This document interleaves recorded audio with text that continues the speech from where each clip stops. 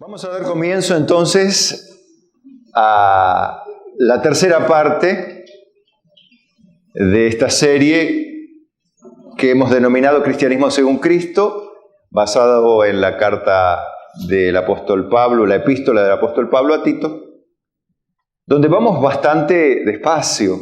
Algunos me han dicho, qué despacio que vamos. No se preocupe. Estamos desglosando bien la palabra y extrayendo la riqueza, el tesoro de las palabras. Recuerde que las palabras que están en la Biblia, más allá de su traducción en los diferentes idiomas, en el original, son las palabras que Dios escogió para que estén en la Biblia. Por eso hay que tener cuidado con las traducciones.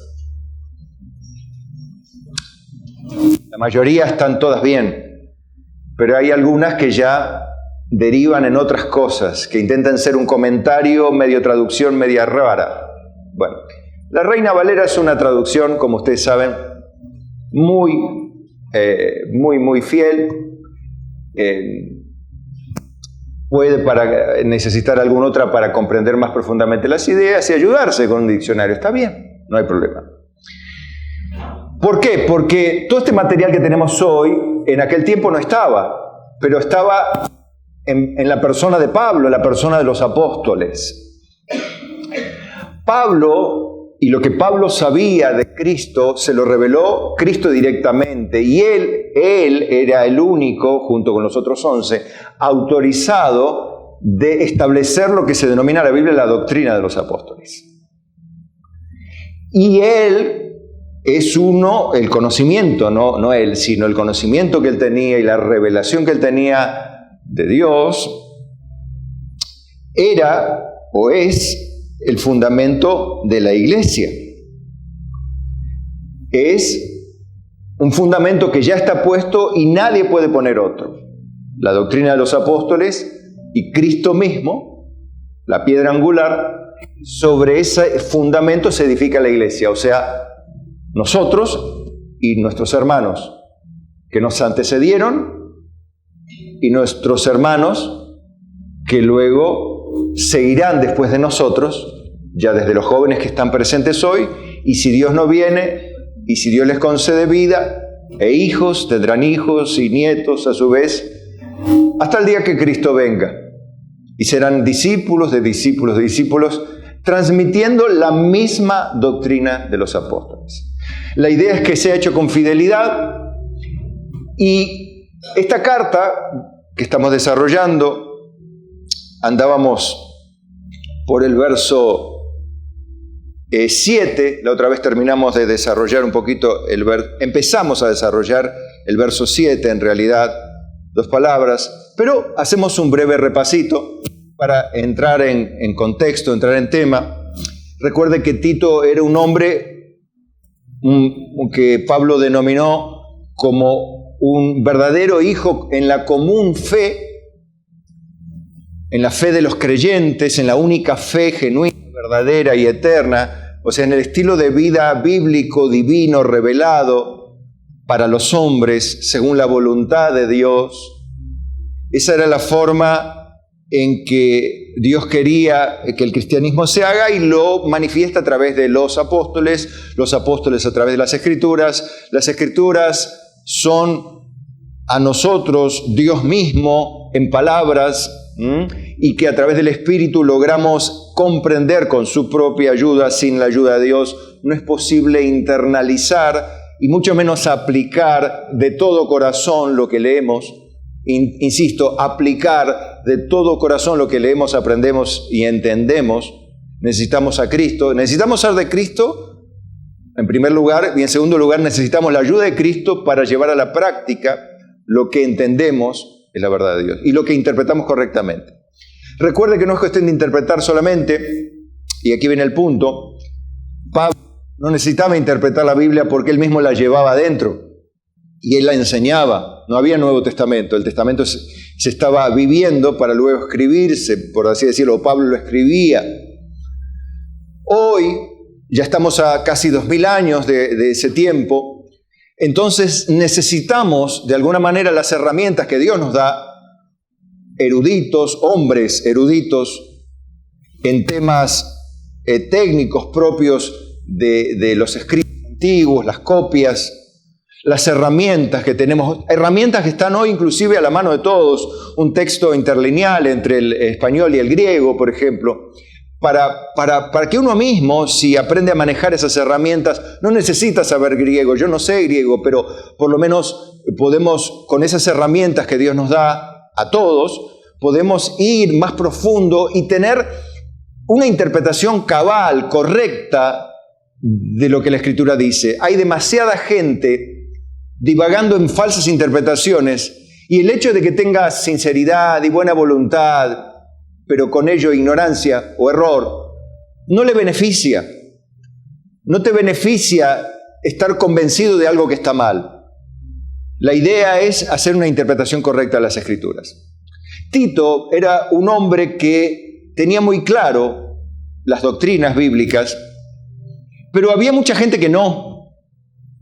Recuerde que dice, por esta causa te dejé en Creta para que corrigieses lo deficiente y establecieses ancianos en cada ciudad como yo te mandé. Usted sabe que cuando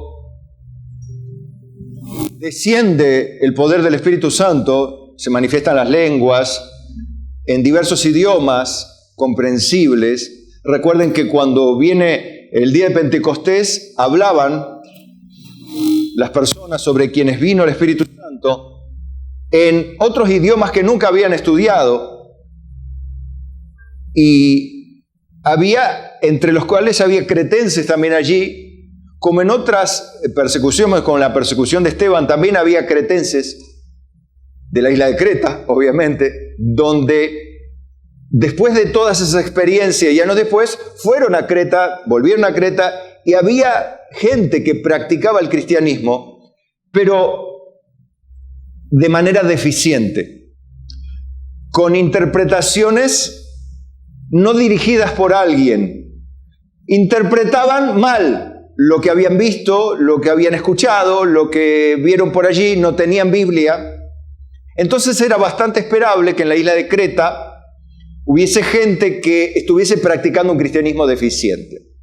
No había iglesias establecidas, no había liderazgos, por eso Pablo lo deja. Pablo estaba ahí, pero Pablo tenía que seguir viajando, entonces lo deja a Tito ahí en Creta para que él estableciese, por mandato de Pablo, un liderazgo, hombres a los cuales pueda ordenar como pastores, obispos, presbíteros. Por eso cuando usted va a la palabra, encuentra la palabra presbíteros y obispos, a estos se denominan ancianos. Pero las palabras presbíteros y obispo en sus originales griegos significa, uno tiene que ver con la posición de liderazgo, presbítero, y obispo con la función, ¿me sigue?, de ese hombre que tiene una posición para con el rebaño, la de ser sobrevedor o supervisor del rebaño.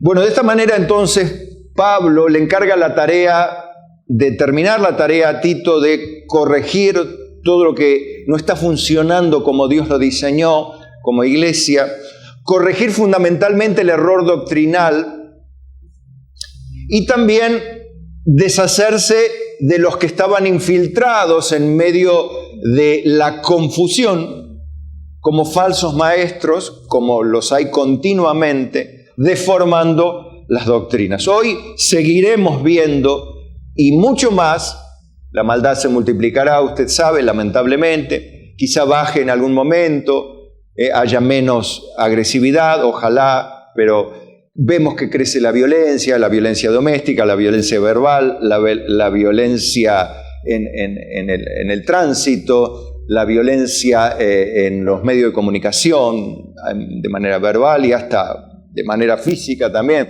porque hemos visto un par de puños en el Congreso, vemos puños a veces también. Hay de todo, ¿no? Yo vi en la iglesia, también vi a veces puños. Bueno, yo recuerdo años atrás, no acá gracias a Dios no, pero en Mar del Plata sí, tuvimos que llamar a la policía para que vengan a llevar preso a un hermano. Porque no había forma, ¿no? Bueno, así que había que apelar a las autoridades que Dios había respaldado, ¿no? Y bueno, entonces, bueno, se arregló. Con la ayuda de la policía y del Señor se arregló. La idea es que se ponga en orden, ¿no? Dios quiere poner en orden a su iglesia. A Él le encanta el orden. Dios es un Dios de orden. Dios es un Dios de absoluto equilibrio, perfección. Ustedes lo ven en la naturaleza, ¿no? Lo ven en el universo de manera maravillosa, en las estaciones del año. Lo ven en la naturaleza, en los ciclos. ¿Quién no estudió un poco del funcionamiento del organismo? Cómo no es cuestión de tener, mire, este triste caso que vemos ahora de la muerte de los bebés por sobredosis de potasio. Una persona que no tiene potasio se muere, su corazón falla. Y una persona que tiene exceso de potasio, su corazón falla, muere. Tiene que tener un equilibrio, un nivel. Usted no puede tener 0 colesterol. Usted necesita el colesterol. Hay dos, ¿no? HDL, LDL, uno que le llaman el bueno, otro el malo. Pero tiene que estar el equilibrio. No tiene que tener mucho del bueno y nada del malo. No, tiene que tener, como se le dice en términos coloquiales, un equilibrio. Usted no puede tener la presión, no, yo tengo la presión alta, la tengo que llevar a 2, a 0. No, porque si usted no tiene presión, está frito. Pero también si tiene mucha presión, también se fríe. Debe tener un equilibrio, el cuerpo está en equilibrio. Las neuronas están en equilibrio. Los neurotransmisores deben estar en equilibrio. Es un Dios de equilibrio. Si usted tiene mucho cortisol, adrenalina, usted está volando de nervios. Si usted tiene mucha serotonina, bueno, está tranquilo. Esa es la idea, no mucha, sino el nivel justo. ¿Sí? Si usted tiene mucha melatonina, se duerme. ¿Sí? Bueno, y así todo eso lo hizo Dios maravilloso en su tiempo. A ver. Bien. Ahora, en la iglesia no es cuestión de tener mucho pastor, mucho líder o mucho cacique y ningún indio. Tampoco es cuestión de que todos sean todos indios en amor. ¿No? Mientras haya amor y seamos todos indios, no hay problema. No, tiene que haber un orden. Es como en la casa. En casa manda el nene y papá y mamá dicen, bueno, nene, está bien, como vos digas. 7 años tiene el nene. Bueno, todo tiene un orden. La iglesia también tiene un orden. Bien, entonces Dios manda y deja a través de Pablo a Tito para que corrija lo deficiente, sobre todo lo que tiene que ver con doctrina, lo que tiene que ver con una iglesia desordenada. Entonces les dice, vas a hacer esto, parafraseando un poquito, ¿no? Vas a buscar hombres, como en la primera iglesia, ¿no? Allá en Jerusalén, que se buscaron diáconos, hombres de testimonio, llenos del Espíritu Santo y de sabiduría, que pueda encargarse del trabajo de atender a la gente, ¿sí? Porque para eso estaban los apóstoles encargados en su rango máximo de liderazgo de dedicarse al misterio de la palabra y de la oración, ¿sí? Y había diáconos que eran ordenados como diáconos, los cuales tienen sus requisitos, ya lo vemos en Timoteo. Acá vamos a ver el requisito de los ancianos, que habíamos dicho claramente el otro día, los requisitos de los ancianos y obispos, ¿es solamente para ellos? No, sino para todos los miembros de la iglesia. Sí, porque los obispos y ancianos eran los primeros que debían dar el ejemplo, los primeros que debían cumplir estos requisitos para que los demás que estaban viviendo de una manera deficiente lo hagan también igual que los obispos y los supervisores y los ancianos. Esa es la idea. No es que digan, bueno, él, como decíamos, no, usted pastor no puede mentir porque es pastor. Usted, pastor, no puede ser picarón porque es pastor. Usted, pastor, no puede robar porque es pastor. ¿Sí? Usted no puede faltar los domingos a la iglesia porque es pastor. ¿Sí? Usted no puede darse la libertad de vivir como quiere porque es pastor. ¿Está bien esa manera de hablar? Por una parte sí, no debe. Pero eso a veces tácitamente está incluyendo yo sí, porque no soy pastor. Y eso es lo que está mal. Ni usted ni yo tenemos derecho a salir de los requisitos que la Biblia establece para los obispos y ancianos. No podemos deshacernos. A veces no los tenemos, pero debemos aspirar a tenerlos. ¿Amén? Ahí está el punto.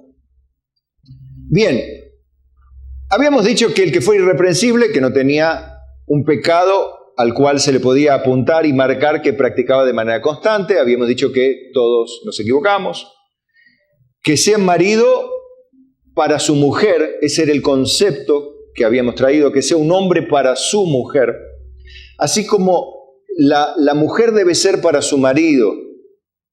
¿Vieron cuando hacemos los casamientos, que siempre citamos estos versículos, que la mujer debe estar para su marido? También enseñamos en las escrituras que hablan sobre el matrimonio, que el cuerpo de la mujer le pertenece al hombre. Lo dice Dios, no lo dice Pablo, y que el cuerpo del hombre le pertenece a la mujer. No se nieguen el uno al otro, porque no se pertenecen. Dice, la mujer sométase al marido, pero no dice el marido someta a la mujer. Ahí donde las personas malinterpretan, la Biblia es machista. No dice que el marido someta a la mujer. El marido ame a su esposa y dé su vida por ella como lo hizo Cristo. Pero a la mujer le dice, sométase a su marido, como la iglesia a Cristo.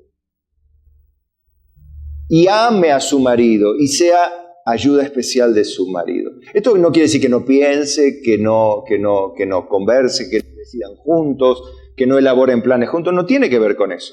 Pero sí tiene que haber una disposición voluntaria de la mujer a estar sobre su marido, y debe haber una disposición voluntaria de su marido a poner el pecho a las balas en la vida por su mujer, a dar la vida por su mujer.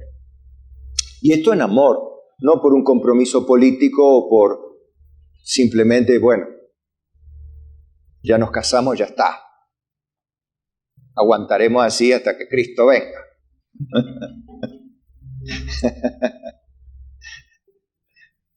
Bueno, date vuelta. Bueno, entonces debe ser el obispo, se tiene que ver que es de su mujer, y la mujer se tiene que ver que es de su obispo. ¿Sí? Bien, que tenga hijos creyentes, un anciano ya ordenado como tal, como presbítero, como obispo, como pastor, que es la palabra que engloba, digamos, esa función de maestro, de cuidador, de supervisor, de líder, de administrador, va en la palabra pastor. ¿Sí? Pastor con minúscula. Jesucristo es el príncipe de los pastores. Creo que a la gente le gusta el título de apóstol, pero príncipe no es de los apóstoles, es príncipe de los pastores. Así que lo lamento por los apóstoles. Bueno. A ver, una persona que Tito habría de llamar tendría que ser un hombre que tenga sus hijos creyentes. O sea, no puede llamar u ordenar al ministerio de obispo, de presbítero, que no tenga hijos que sean creyentes, que estén acusados de disolución, de tener una vida moralmente fuera de las Escrituras. No puede ordenarse un anciano, decía Tito, o un hombre cuyos hijos no están alineados a la fe. Por eso dice que no estén acusados, no que sean no solamente disolutos o inmorales en alguna medida, sino que ni siquiera estén acusados de eso. de ser disolutos, ni de rebeldía, o sea, no deberían tener hijos que resistan la fe. O sea, debe ser como la familia Ingalls. ¿Está? ¿Sí? Para ilustrarlo en una sola frase, vas a ir a buscar a Charles Ingalls y me lo vas a poner como presbítero o como... ¿Sí? Ahí en Waldorf estaba no me acuerdo ahora el nombre del pastor, ¿no? Bien. Pero la idea es esa, que los hijos o las hijas deberían acompañar al presbítero en la fe, de una manera normal, natural. También alegrarse con los que le decían a la casa de Jehová iremos, y participar de la vida de fe normal, natural. O sea, esto es lo que vos tenés que buscar. Es necesario, no es opcional, sino necesario, dice el verso 7, que el supervisor, el obispo, sea irreprensible como administrador de Dios. Fíjese que no dice administrador del ministerio, sino de Dios. Aquí es donde puede chocar un poquito alguno, porque de la misma manera que la gente chocaba con el profeta en el Antiguo Testamento, era un profeta de Dios, era un ministro de Israel. Un ejemplo, Jeremías, Isaías, Ezequiel, eran personas separadas ya para el ministerio en el templo, ¿no? Y todo el sistema y todos los protocolos del sistema de la ley antigua, ¿no? De Moisés. Pero ellos a su vez son llamados como profetas de Dios. Y esto no le cuadraba al pueblo de Israel y por eso el problema. Aquí a veces puede pasar lo mismo, que debe ser el supervisor, debe ser una persona sin mancha, sin tacha. No, ustedes ya saben, no una persona sin pecado porque no existe. Pero sí como yo, y ahí es donde le engancho la grabación que hoy les mostré, que ustedes saben, todos conocen mis defectos. Es más, conocen quizá más míos que los de ustedes. Pero es natural, todos nos fijamos más en los defectos ajenos que en los nuestros. Eso es una tendencia natural que tenemos, aunque debemos tratar de revertirla para ser buenos cristianos, ¿sí? Mirar más por nuestros errores que por los de nuestros hermanos y mucho más de nuestros pastores. Bien, pero es necesario que sea irreprensible, es necesario por esto, que tenga una familia que lo acompañe al mismo tiempo, porque debe ser el primero en ordenarse, ¿sí? En tomar orden, y hago una diferencia entre la palabra ordenar, que es ungir, consagrar propiamente al ministerio, un presbítero, un obispo, un pastor. Es necesario que el obispo sea irreprensible, que no esté con una mancha evidente, no puede ser. ¿Y por qué? Porque es administrador de Dios. Usted sabe que Jeremías no era un hombre perfecto, tampoco lo era Ezequiel, tampoco lo era Isaías, ninguno. Es más, Isaías cuando vio la gloria de Dios, soy hombre inmundo de labios, estoy muerto, dijo. Él sabía que era un pecador. Debe ser un hombre no soberbio, o sea, no un hombre que se la crea, que trate de imponer. Vieron que cuando se llama a un pastor dice, ustedes son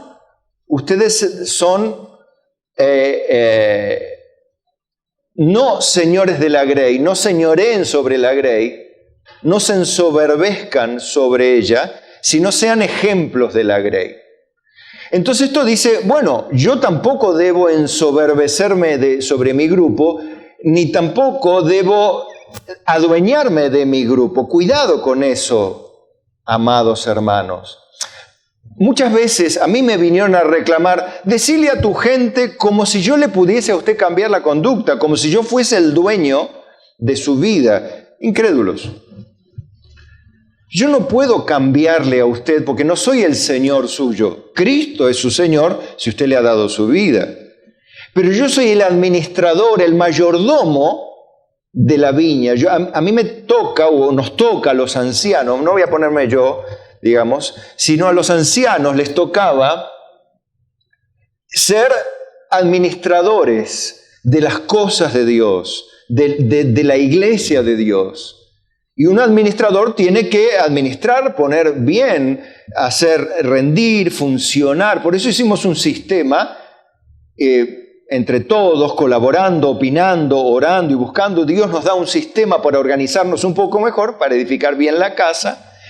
Sí, pero donde haya armonía, esa es la idea. No donde las personas se adueñen de sus áreas y después compitan, porque de un área me quitan las ovejas para llevársela a la suya y la suya dice, no, me están robando los hermanos para mi actividad. Recuerden lo que les dije, que en un grupo de trabajo hay que enfocarse en la gente, no en la actividad que se realiza principalmente. ¿Sí? Recuerden esto. Yo cuando organizo la iglesia y cuando administramos la iglesia nos enfocamos en las personas, no en la actividad que realizamos para las personas o con las personas. Si bien tratamos de hacerlas bien y salen bien, pero nuestro principal foco de atención deben ser las personas, no la actividad. ¿Amén? Entonces, si yo me enfoco en las personas, eso no significa que yo sea dueño de las personas, sino debo ser ejemplo para las personas. Yo hoy les mostré el audio ese, les hice escuchar el audio ese, les mostré la foto para que ustedes vean cómo debe funcionar. No quiero que ni me aplaudan, ni me feliciten, ni me digan nada, no estoy esperando eso, ni lo espero, ni tampoco lo quiero. Sino que para que vean cómo se hace, al ejemplo para que hagan lo mismo. Lo que aprendisteis y oísteis y visteis en mí, esto haced y el Dios de paz estará con vosotros. Lo mismo, lo que decía Pablo. Bueno, un hombre no iracundo, o sea, no dado a la ira, porque el amor no se irrita. Esto no quiere decir que yo no me pueda enojar, que usted no se pueda enojar. Airaos, pero no pequéis, que el sol no se ponga sobre vuestro enojo. El que tarda en airarse es de grande entendimiento, dice la Biblia. Si te vas a enojar, no metas la pata. Si te vas a enojar, que sea una causa justa. Si te vas a enojar, que no estés todo el día enojado, que no estés todos los días enojado, que no estés todo el día cara larga.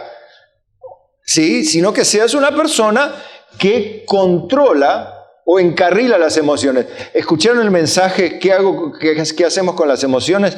Le recomiendo a aquellos que sus emociones los sacan de lugar. Le recomiendo el mensaje. Se va a aprender allí que usted no puede evitar emociones. Le explico de dónde vienen y el problema no es de dónde vienen o si vienen o no vienen, sino que cuando vienen, ¿qué hacemos con ellas? Bueno, escuche ese mensaje que le va a hacer bien a aquellos que ya las emociones le hacen hacer mucho lío en su vida. Y usted quiere ser un buen cristiano, sus emociones no le van a ayudar en muchos casos. Necesita saber qué hacer con ellas. No se puede deshacer de ellas porque vienen con usted. Olvídese de decir, Señor, sácame las emociones. No es posible. Bueno, debe ser una persona no dado al vino. ¿Qué quiere decir dado al vino? O sea, que no tenga la práctica de tomar vino. ¿Sí? ¿Por qué? Y porque, por dos cosas. El alcohol de por sí siempre, usted ya lo sabe, le dije, en cualquier grado el alcohol es tóxico para el hígado. Punto. Está la discusión entre los cardiólogos que la copa de vino. Bueno, el punto no es que haga bien o haga mal. Yo sé que del vino, hay unas enzimas del vino que son buenas para el cuerpo humano, eso es cierto. Pero está el otro tema también de la toxicidad del alcohol por sí mismo. Más allá de eso, el punto no es ese, porque a Timoteo Pablo le recomienda el vino. pero no para que se siente en el púlpito con la copa. ¿Me entienden? Eso exagera un poco el hecho de que no debo estar expuesto, ¿sí? Pero el hecho de que usted tome un trago de vino no se va a ir al infierno ni va a caer juicio de Dios porque usted toma un trago de vino. Pero si usted está haciendo de tropiezo a otros, si es motivo de opinión, si sacan un estado, ¿sí? La sangre de Cristo, como hacen algunos burlándose, ¿no? Y sacan un estado de WhatsApp o una historia y dice la sangre de Cristo, ¿no? Y a fondo blanco. No es la idea. Estoy exagerando, pero me entiende, ¿no?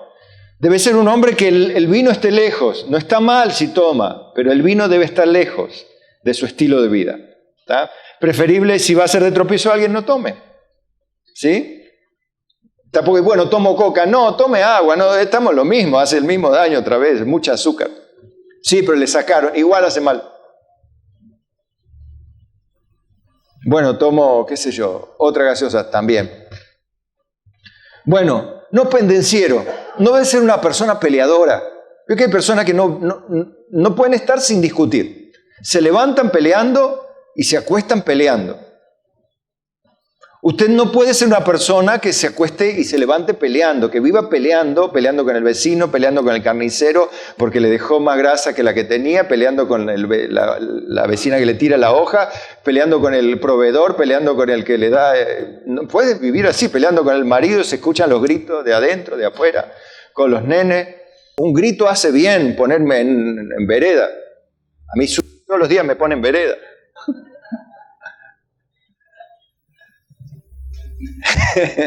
Pero no debe ser una persona dada a siempre peleando, ¿sí? O sea, a veces las convicciones, está bien, hay que tener convicciones, pero cuidado que al exponer las convicciones no estemos dañando a la persona. Y a veces las convicciones son correctas, pero cuidado como damos las convicciones.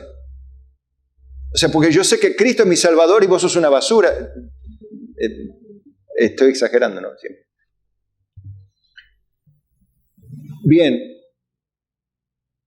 No codicioso de ganancias deshonestas. Usted sabe que hay personas que predican por dinero, hay personas que le dedican una hora. Han visto, ustedes han sido víctimas, ¿no? De una iglesia donde se predica una hora y después se predica 40 minutos a la hora de la ofrenda para hablar de la ofrenda y hablar de la ofrenda y hablar de la ofrenda y hablar de la ofrenda. Como si lo único que hubiera que hacer en la iglesia es levantar la ofrenda y los diezmos. Con un ratito alcanza. Para que todos den lo que han de dar y lo que han traído para el Señor, para ayudar a la obra de Dios. Y total, el que es tacaño no lo va a dar. El que es avaro no va a dar, por más que le predique 20 años seguidos, es avaro. Y hasta que no se arrepienta de su avaricia, no va a ayudar. Hasta que no sea una persona desprendida, que diga, bueno, en libertad hoy, como no pongo mis bienes, todos mis bienes a pies de los apóstoles, pero pongo parte de lo mío, de mi trabajo legítimo, a los pies digamos, a disposición de los que administran, para que se haga la obra de Dios, como se viene haciendo acá hace 21 años y hace 2000 en toda la iglesia de Cristo. Bien, pero saben que a veces bueno, ustedes han visto todo tipo de manejos, ¿no? Y por eso se ensucia y la gente yo veo a veces que tienen miedo de hablar del diezmo, de la ofrenda, como que tienen cierta resquemor de que le diga, ¿por qué estás hablando de dinero en la iglesia? Pero eso, ¿sabe por qué es culpa? Por todos los malos testimonios y toda la manipulación que ha hecho. Pero el hecho de que hay manipuladores, ladrones, mentirosos, no quita la verdad que debemos dar de lo nuestro. Apoyarnos unos a otros y apoyar la obra de Dios y sostener a los que se dedican a trabajar, a predicar y enseñar. Lo guste o no, el que predica el Evangelio, viva de él y bueno, punto. Pero eso es ganar honestamente. Ahora estamos hablando de ganancias deshonestas. ¿Y cómo es la deshonesta ganancia? Y bueno, le muestro una. Vender un milagro, hacer un trato con Dios, agarrar dinero para la obra de Dios, hacer un invento de un milagro raro para traer dinero a la obra de Dios. Sabiendo que no va a andar, que no es así. Bueno, eso es deshonesto. Mentirle a la gente es deshonesto. Bueno, eso no debe tener un anciano. No puede un ministro, un presbítero, un supervisor deshonestamente conducirse para recabar. No, pero es para la obra de Dios. ¿Sí? El fin no justifica los medios. No podemos justificar los medios, ¿sí? Debe ser un hombre que se gane bien su trabajo, que haga bien su trabajo, que se note, punto. Sea como debe ser considerado el que trabaja en predicar y enseñar de doble estima y honor a causa de su trabajo. Guste o no, es así. Porque es un administrador de Dios, no es un administrador de una empresa, no es un administrador de una multinacional, no es una administración de fondos multimillonarios, es administrador de Dios. Bueno, pero un administrador de fondos multimillonarios gana millones. Bueno, problema de él, que lo disfrute, si puede. Si puede, pues no sé si puede. Pero el administrador de Dios tiene otra tarea, administrar la obra de Dios. Bien. Por eso debe ser un hombre no codicioso de ganancias deshonestas. Por el contrario, debe ser hospedador también, dice.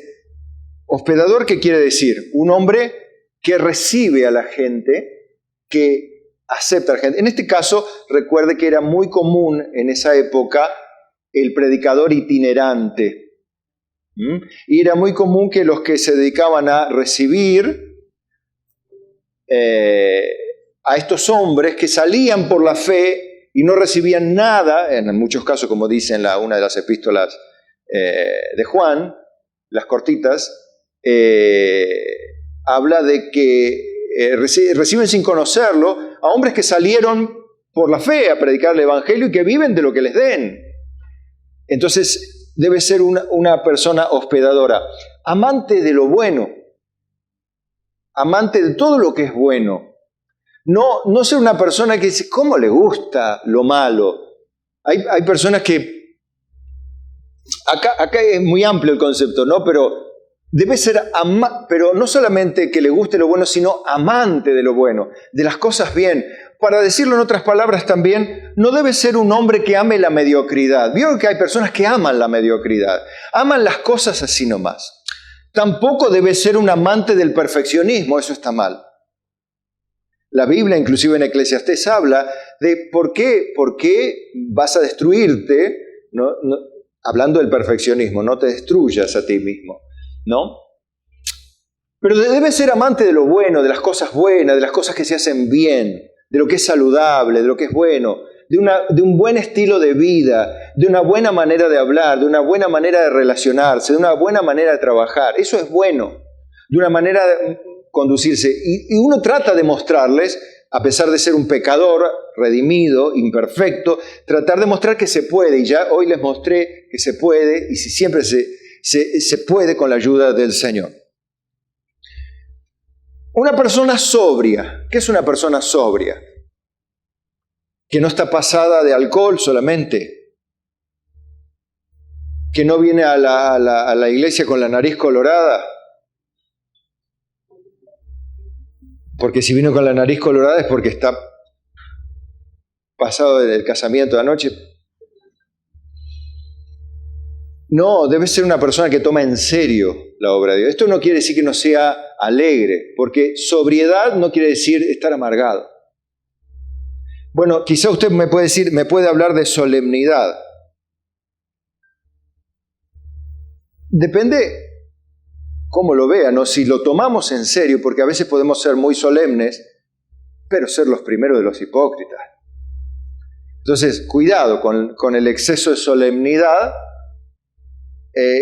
por no ponerle una cuota de humor, una cuota de alegría, para condimentar, porque, digamos, convengamos que la alegría es una parte de las emociones básicas, y cuando uno está contento, lo contento te sale de adentro. Decir, bueno, voy a estar contento. Ponete. Si no estás contento, si no hay algo que dispare la alegría, no te pones contento. Ahora, ¿qué si te grito algo feo? ¿Te va a poner contento? No, te va a poner a la defensiva, te vas a enojar, te vas a airar. Vamos afuera, pastor. Lo espero en la placita. Bien. Por eso debe ser una persona sobria, justa, o sea, recta. Vieron que hablaban de rectitud. Una persona recta, no perfecta, recta, que hace las cosas bien, con rectitud, que se conduce con rectitud. Si otros andan para atrás, él debe andar para adelante. Si otros andan medio vivoreando por ahí, él debe andar derecho. Pero él, cuando digo él, el anciano, el obispo y los miembros de la iglesia, también deben ser sobrios, justos, santos, apartados para Dios. No santo en la iglesia nomás, porque santo en la iglesia somos todos. El problema es afuera, si se nota la santidad de Dios, como yo les decía, como yo les mostraba en ese audio. ¿Se nota la santidad de Dios en tu vida? ¿Se nota que sos una persona recta? ¿Te lo dicen? Porque se nota, porque brilla. No porque te haces el recto. Porque hay mucha gente que se hace la recta. Y es más, usa siempre en presente continuo. Estamos trabajando, estamos corrigiendo lo deficiente, estamos ocupados con esto, con un equipo muy bueno de colaboradores, estamos ocupándonos en el tema y estamos haciendo contacto, estamos en permanente comunicación. ¿Sintieron esa frase? Eso es una porquería. No es cuestión de argumentar, sino de que se vea. ¿Amén? Dueño de sí mismo. ¿Qué es una persona dueña de sí misma? Claro que tiene emociones. Todos tenemos emociones. Pero ¿qué hace con las emociones? Las canaliza bien. Tiene dominio propio. Todos nos airamos, todos nos entristecemos, todos nos ponemos alegres. Todos nos da asco algo, ¿sí? Todo nos da ira en algún momento, algo, pero ¿cómo lo canalizamos? Es el punto, ¿no? Bien, entonces son personas dueñas de sí mismos. Miren todas las cosas, ¿no? Fiel, tal como ha sido enseñada. Y ahí es el punto, uno de los puntos súper importantes por los cuales Tito estaba en Creta. Para elegir hombres que retengan fielmente la interpretación correcta de las Escrituras, de la misma manera en que fue revelada, no como, siente del Espíritu o como leyó en un libro, sino como corresponde, como Dios la mandó escribir. Usted cuando escribe algo en un mensaje, ¿escribe para que lo interpreta como el Espíritu le guíe al otro o para que el otro interprete lo que usted quiso escribir? Obviamente usted hace un WhatsApp, como hicieron hoy los artistas que estaban acá hoy haciendo. Ahí hay dos. Después me firman un autógrafo. Muy bueno el espectáculo. O sea, la idea es que llegue el mensaje y entiendan, no, yo no te dije este día, sino el 3, punto. Ay, yo pensé que era 3. Bueno, a eso me refería, para que te entiendan bien. Bueno, Dios cuando mandó a escribir, no mandó, la Biblia no es un libro esotérico o como los libros de magia que lo abrís y tiene que venir, un espíritu y entrar un viento para que te revele Dios qué significa lo que dice la Biblia como un libro de misterios. Por Dios, hermano, la Biblia no es un libro de misterios, es un libro de verdad absoluta. Lo que pasa es que hay que estudiar y meterse en la Escritura para aprender la interpretación correcta, porque muchos hacen un libro de misterio, misticismo, y utilizan el Antiguo Testamento sobre todo para hacer sus máximas herejías, ¿no? Pero bueno, ¿qué va a hacer? Hay de todo, no en la viña del Señor, sino en este planeta. ¿Pero para qué fiel? Para que al mismo tiempo como hace Tito, lo acompañe, para que pueda exhortar con sana enseñanza y convencer a los que contradicen, o sea, como a los que dicen mal, para que lo mismo que tenía que hacer Tito, él establecía ancianos, para que hagan lo mismo que él, se encarguen de cuidar a la gente, dar el ejemplo, ser los primeros en cumplir el mandato del estilo de vida que Dios manda, y finalmente convencer a la gente que estaba desordenada en Creta, que estaba contradiciendo, estaba hablando otra cosa. Y había que convencerlos. En realidad la palabra original acá habría que exhortarlos a que pongan su actitud contradictoria. Ese es el punto. ¿Por qué? Porque ahí en Creta, dice el verso 10, porque hay muchos contumaces. ¿Qué eran los contumaces? ¿Se acuerda que era un contumaz, una persona contumaz? Una persona no insurrecta, una persona que no se somete a la autoridad, una persona que no acata la autoridad, no resiste la autoridad, es un contumaz. Y había mucha gente contumaz porque no había liderazgo, están acostumbrados, cada uno haga lo que sienta, lo que quiera, como pueda, total es con amor, somos el cuerpo de Cristo, y no hay autoridad. Entonces donde no hay capitán, bueno, los marineros, hacen lo que quieren, o donde no está el gato, los ratones, ¿qué hacen? Bailan. Y bueno, entonces algo así pasa, donde no está el liderazgo, donde no está marcando el paso, el líder, el comandante, entonces los demás hacen cada uno lo que siente, y en cierta medida no está bien, pero es esperable que pase, porque cada uno, como no tiene un liderazgo, hace lo que quiere, hace lo que siente, hace lo que le parece. Pero para colmo había gente contumaz, gente que no le gustaba someterse a un liderazgo, le gustaba ese cristianismo. Bueno, yo sirvo a Dios, mi pastor es Cristo, mi pastor es Cristo. Y bueno, eso había que revertirlo, y ahí estaba Tito para hacer esa tarea. Pero también no solamente había contumaces, porque es bastante problemático. ¿Qué había también? Habladores de vanidades, gente que hablaba tonterías, como hoy.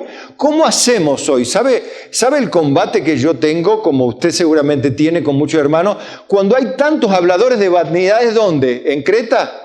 No, en YouTube, en Facebook. Hay tantos habladores de vanidad y la gente escucha tanto al pastor tal, al predicador tal, Hay tanto hablador de cosas huecas, de baratija evangélica. Y dice, guay, porque tiene un poco de talento, porque habla bien, porque habla palabras raras de teología, usa las palabras más complicadas, ¿no?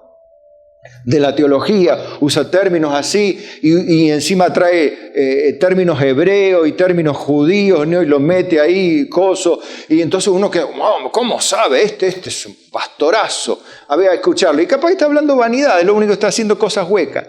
Y la gente lo único que escucha son cascabeles, no la palabra de Dios. Entonces hay que hacer ese trabajo.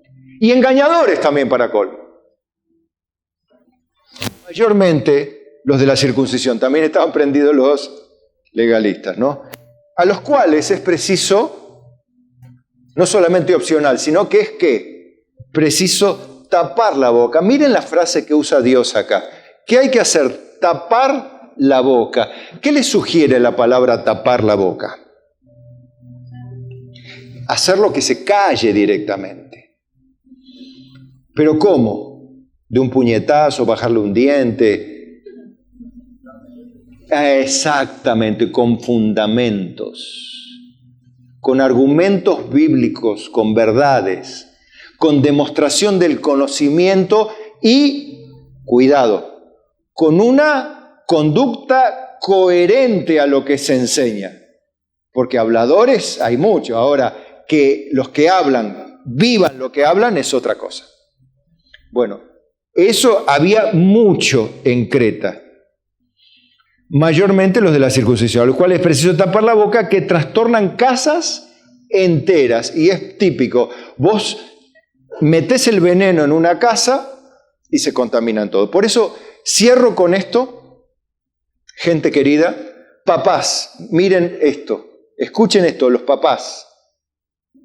Si ustedes hablan mal de sus hermanos, mal de su iglesia, mal de su trabajo, no esperen que sus hijos quieran venir a la iglesia. La culpa es de ustedes porque hablaron problemas que no tenían que hablar delante de sus hijos, que no tenían nada que ver en el tema. No le echen la culpa a que no hay amor, a que lo trataron mal, que está muy herido. que lo han herido mucho, lo han hecho a un lado. Mire, a Cristo lo han golpeado, a Pablo lo remataron, lo apedrearon, lo encarcelaron. Y dice, ay no, estoy muy lastimado para predicar el Evangelio yo. No. No sirven esas excusas, son tontas, son antibíblicas. No mienta más, dígale. Si no venís, si no caminás es porque no querés, no porque estás herido. Si lo único que haces es huir de tus problemas y no enfrentarlo, no es porque estás herido, es porque querés transgredir o solucionar de otra forma la palabra. No mientas, no te engañes a ti mismo.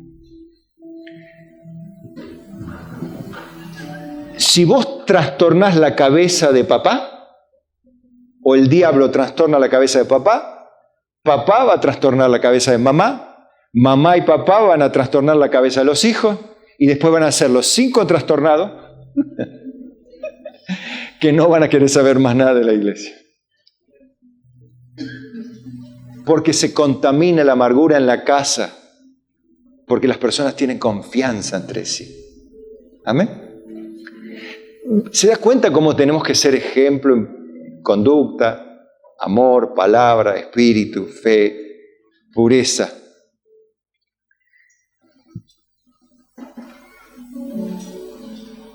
Y para colmo esto se enseñaba por ganancia deshonesta lo que no conviene. Después vamos a hablar de los cargos que no son cargos. Eso lo haremos en la parte 4. Ahora quiero que cierre la idea pensando, ¿soy yo el que cumplo estos requisitos? Porque mirar para afuera es fácil. A ver, pastor, si usted cumple estos requisitos. ¿Y sus ancianos? Bueno, convengamos que nuestros ancianos todavía no han sido consagrados y ordenados para tal fin a la manera del ministerio, pues necesitaría el respaldo de mis autoridades para eso. Pero a la misma manera que la pastora no es pastora, aunque hay pastoras y no es bíblico, ¿por qué le dicen pastora a la pastora? Porque acompaña su función. ¿Y por qué a nuestros ancianos le dicen ancianos? Y porque acompaña la función de supervisar, cuidar. Y porque hace muchos años que vienen luchando y ayudando y transpirando la camiseta juntos. Y hay una autoridad ganada. Aunque no podamos establecerlo dentro del marco de nuestros términos legales o estatutarios del ministerio, sí es obvio que lo importante no es la chapa, sino el que hace o lo que hace el que la lleva. ¿Cómo se comporta el que la lleva? Lo importante es cómo la pastora, aunque no sea pastora, cumple ese rol de pastorear con su esposo, y sea que no es bíblico en términos técnicos, estatutarios, reglamentarios, lo es espiritualmente y afectivamente. De la misma manera podemos interpretarlo porque el fin es lo mismo. ¿De qué sirven los títulos? ¿De qué sirven los nombres? ¿De qué sirve todo lo que hace si lo que hace lo hace solamente por el cargo? Ahora, si lo que hace lo hace para la gloria de Dios, lo hace bien, entonces sirve y mucho. Y eso es lo que queremos. Que cada uno cumpla su función y ayude a que todo el cuerpo de Cristo crezca sano y fuerte. Que todos seamos uno, como el Padre y el Hijo son uno. Que todos nos amemos y que cumplamos los requisitos nosotros primero. Y los jóvenes también. Que nadie tenga en poco tu juventud, a los chicos, sino por el contrario, sean ejemplo de los creyentes en amor, palabra, conducta, espíritu, fe y pureza. Nadie te menosprecia. Y a ninguno de ustedes, nadie los menosprecia. Porque aquí no estamos poniendo las chapas, aquí estamos poniendo el corazón para servir a Jesucristo. Aquí estamos poniendo el cuerpo, el tiempo, el dinero, las fuerzas, el intelecto, las capacidades, las cualidades, para que todos logremos lo mismo. Llevar todo el cuerpo de Cristo a la plenitud de Cristo, a la estatura de un varón perfecto, la estatura de la plenitud de Cristo. Para eso estamos. Y cuando Cristo lo determine, vamos todos para el cielo. Amén. Porque el propósito es uno solo, edificar la iglesia, y cuando esté lista y madura, Cristo diga, sube acá. Y nosotros decimos, amén. Gracias, Señor. Gloria a Jesucristo.